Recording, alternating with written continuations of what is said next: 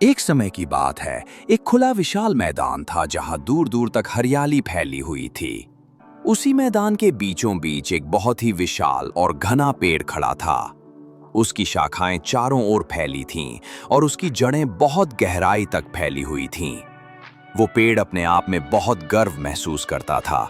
उसके आसपास के छोटे पौधे, झाड़ियां, घास के तिनके सभी उसकी छाया में रहते थे और उसकी ताकत से प्रभावित होकर उसे बहुत आदर देते थे। पेड़ को लगता था कि वो इस मैदान का राजा है और बाकी सब केवल उसकी सेवा के लिए हैं। उसके भीतर घमंड भर चुका था। वो अपने से छोटे किसी भी जीव या पौधे को कोई महत्व नहीं देता था।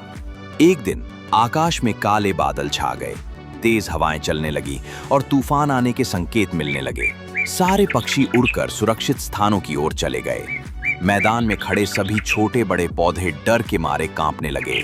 उसी समय एक छोटा सा तिनका जो तेज हवा में उड़ रहा था, पेड़ के पास आकर गिरा।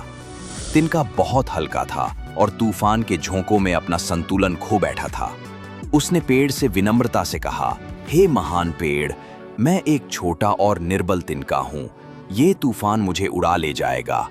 क्या मैं आपकी जड़ों के पास शरण ले सकता हूँ? आपकी जड़ें तो गहरी हैं, वहां मैं सुरक्षित रह पाऊंगा। पेड़ ने घमंड भरे स्वर में कहा, तिनके, तुम बहुत ही छोटे और तुच्छ हो। मैं इतना विशाल और ताकतवर हूं कि मुझे किसी की सहायता की आवश्यकता नहीं है। तुम्हारी उपस्थिति मेरे सम्मान को ठेस पहुंचाएगी।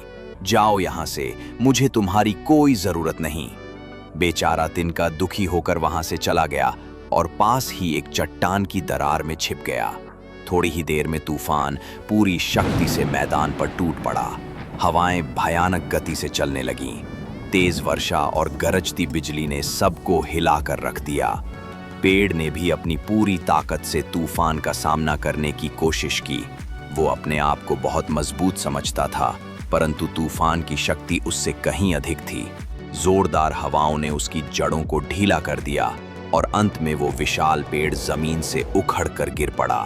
उसकी टहनियां टूट गईं और वो मैदान में नष्ट होकर बिखर गया।